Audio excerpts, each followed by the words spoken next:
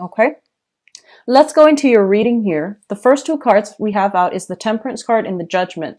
The Judgment card, let's talk about this one first because I put the ones that came out first, mainly because they dictate the overall theme of that cluster.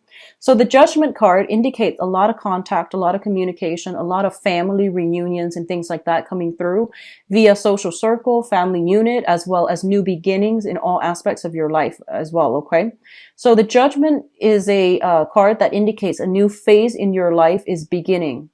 And I feel like you come into this new phase in your life in a very wobbly manner. Like you're kind of like uncertain. You're taking temperature and you're just like treading very, very slowly and you're not really sure if you're on the right track. I feel for a lot of you, a relationship might have recently solidified and you're trying to work your way around each other. And then others of you, major, like decisions have been made very, very recently when it comes to romantic partners. So that can be, you know, moving in together.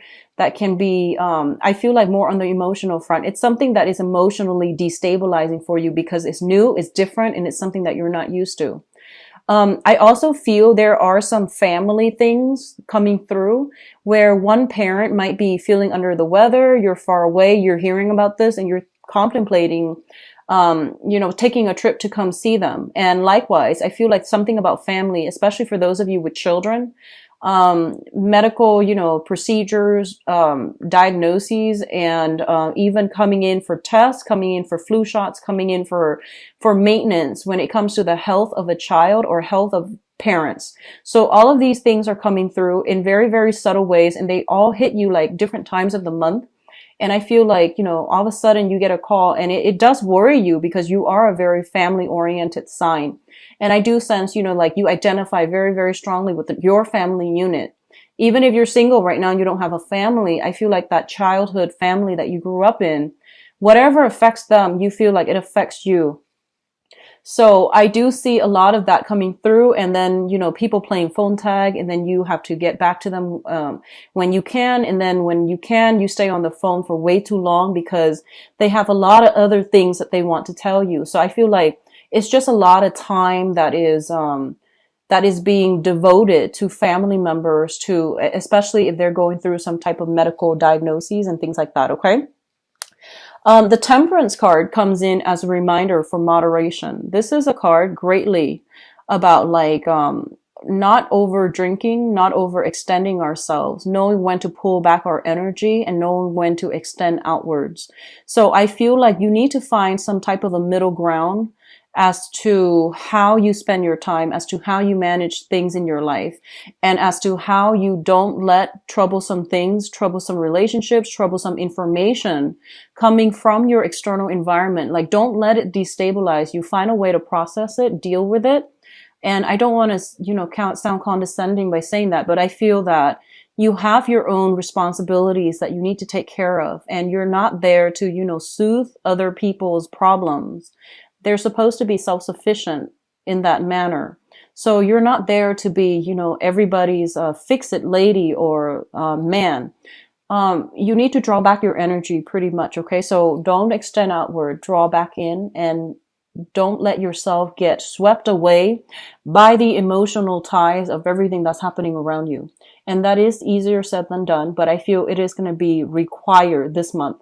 So if you have a little bit of alone time, find things to do with your hands so that you're letting that overactive energy dissipate.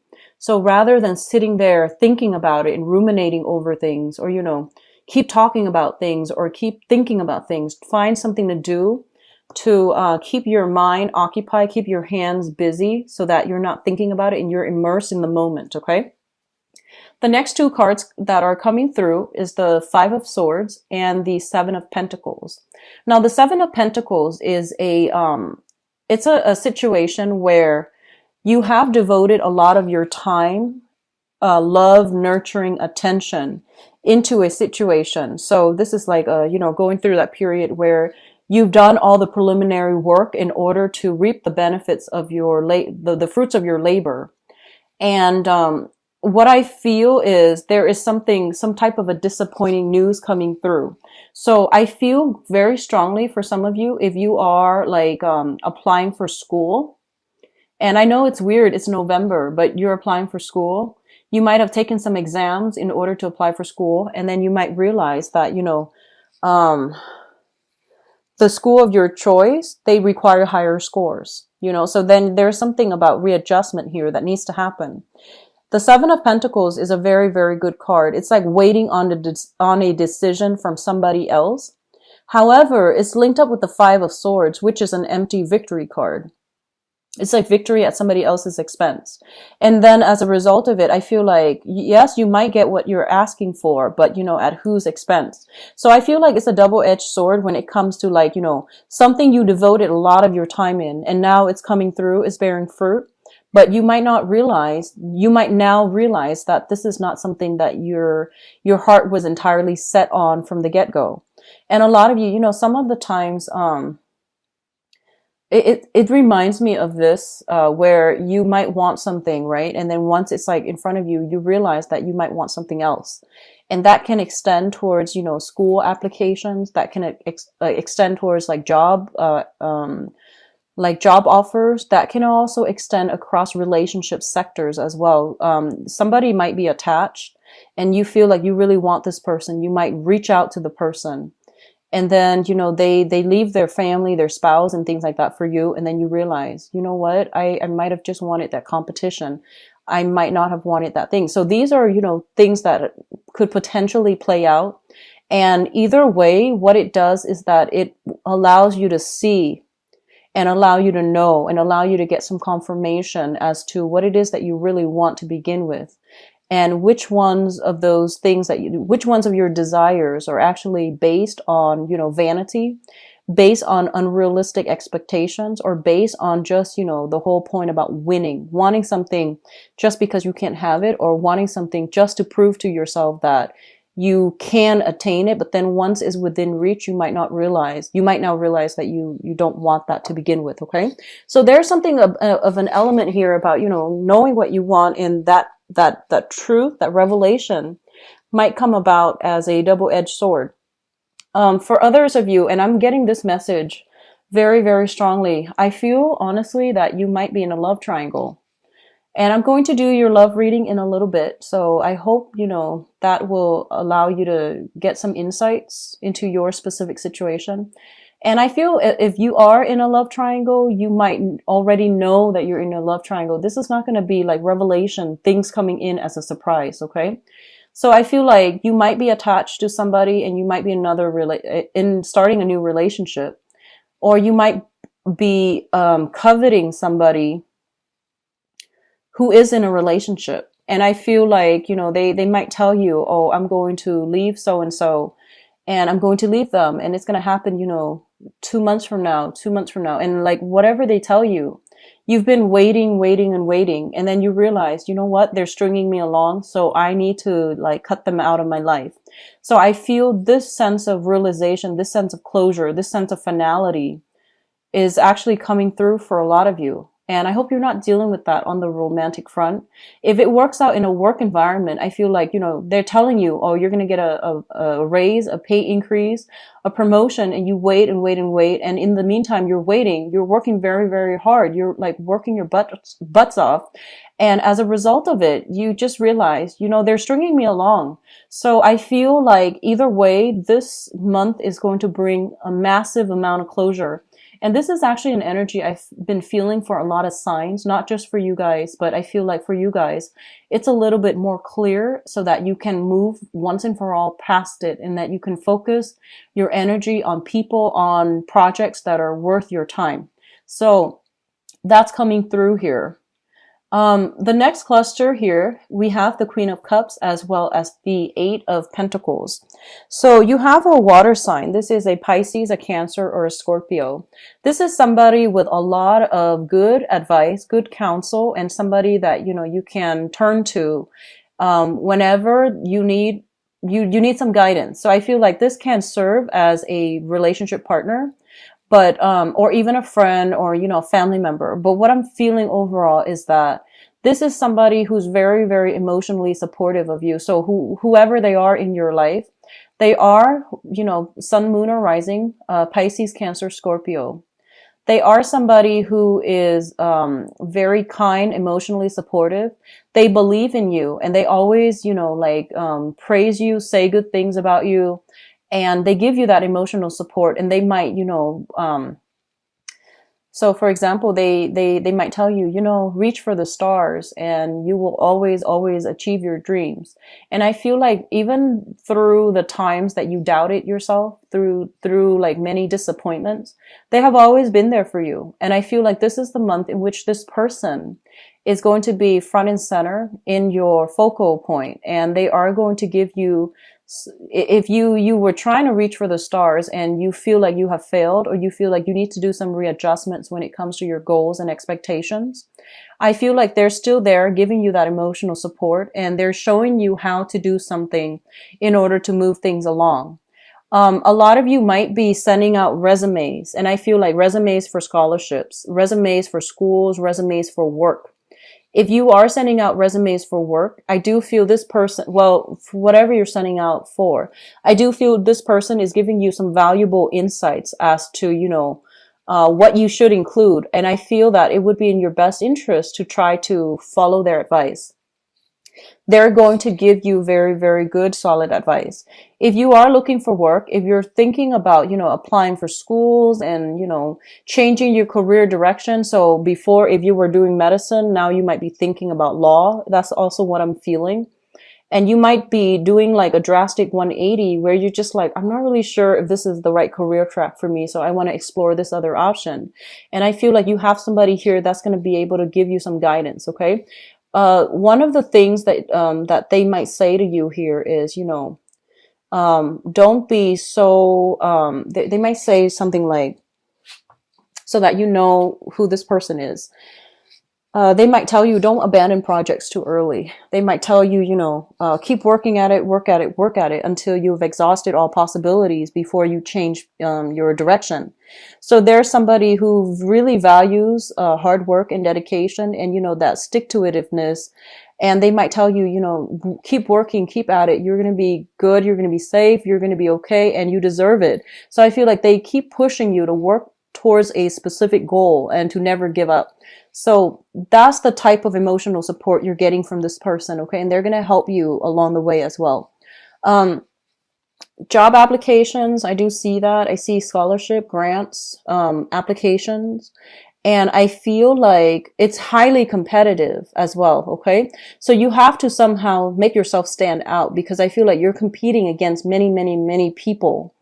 And there are a lot of, for example, if it's like an internship that will allow you to work with a very, very prestigious organization. And I feel that there are a lot of people vying for, it's like one position and, thousands of people are vying for it. So I feel like you're applying for some important jobs or internships or scholarships. And I feel like the competition is fierce. So you need to be very cutthroat about it. So that means, don't be too humble. Try to, I guess, like emphasize your skills, your assets, and, don't downplay your potential. Try to, what is that? Try to emphasize your contributions. Try to, hype yourself up, because I feel like the pool that you're competing against, they're very fierce, okay? And you might be competing against like mid-career level professionals, and it's a different ballpark is what I'm sensing. So you need to work at it, and you need to like emphasize all the things that you have to offer, your past contributions, the work that you've done in the past, so that you can win this thing. Okay. So I feel like whatever work you put in is what you're going to get out this month. So that means studying, spending enough time studying rather than staying up late, worrying about other stuff that's not marginally related to what you're supposed to be studying about, taking care of your responsibilities, doing work in a very diligent manner, as well as, putting yourself out there and being like the prime candidate that they're looking for. So things are going to be very, very good for you. Now, what is coming through in terms of your advice here? We do have the Two of Swords. And the Two of Swords is basically a decision, okay? This is a card about indecisiveness. This is a card also about denial, blocking out the truth, and all of those things. Now, I don't read these cards in upright or reverse position. I just read them in relation to one another, how they fall within a cluster, and the card that is associated with them.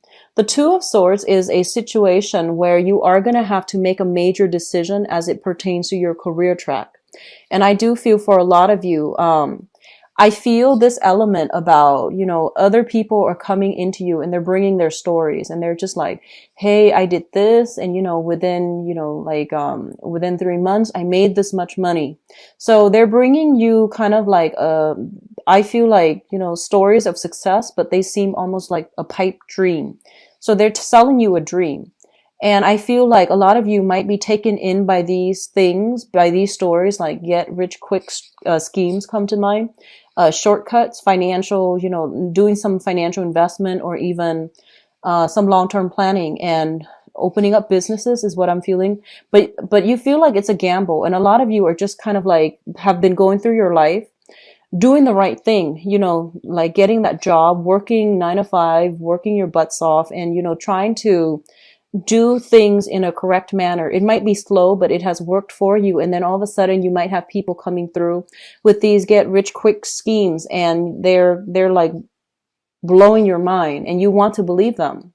But I feel like there's a lot more to the story that you're not being given information on. Okay. And I feel like it might have worked specifically for them. Maybe the timing was just right for them. Whatever the circumstances is that I feel like you're not being fed the entire story. So you want to be careful. You want to do the preliminary research on your own. And I feel like at this point, a lot of you are financially, you're in a good space, but you're trying to decide on a career path that you're going to go into. I see a lot of people in the medical profession potentially shifting into the administrative role. So you might be a nurse and now you might want to be a head nurse where you are in charge of scheduling. You might be doing, public health on the ground, and then you might shift more into the administrative aspect of that. You might be changing career path, med school, law school, for example, or starting med school, starting law school, like what profession it is that you're trying to get into. I feel like all of these things are being brought up for reexamination, and a lot of you're starting new major chapters in your life when it comes to higher education, when it comes to career advancement. And so all of these things, all of these doubts, all of these questions are coming through and it's completely normal. But I feel like, you're showing up here as the Queen of Pentacles and this is your energy. So it's basically saying that, you have been doing things very diligently. So you're on the right track. Okay. So don't doubt yourself. Don't let other people's success story steer you off course. Okay. So keep whatever you're doing because you're on the right track. We also have as well the Wheel of Fortune. And the Wheel of Fortune indicates to me that, situations being turned around and things are turning in your favor depending on, how much work you put in, how diligent you were at following and pursuing your own track that is specifically created for you. How you are at handling responsibilities and how diligent you are at being able to triage, being able to manage your time and not let yourself get emotionally riled up by your environment. So, maintaining that calm, the sense of decorum under pressure. Okay. So I feel that coming through. One last thing I'm feeling is that I do sense here that, there is something here and I can't really put my finger on it just yet. It's actually talking a lot about, winning at somebody else's expense. Okay. And I feel like you want to really reassess this situation if you are kind of like a third party. And that's never a good thing overall. But you also have to think about actions and consequences because with when we are ending on the Wheel of Fortune, with the Justice card, it's divine intervention, divine karma. It's like the divine, balancing of that karmic scale. So if you are knowingly wedging yourself in between a couple, it's not going to end well. Okay. I don't feel it's going to end well. There will be confrontation and there will be, decisions that that might not even, be up to you to decide. And then likewise, if you are romantically linked up with somebody, and somebody's trying to get in between you, there will be divine retribution as well. So I feel like depending on which side of the coin you're on, I don't feel you need to worry much if you're doing things by the book and if you're righteous. But I definitely feel something about karmic endings, like karmic ties being broken up.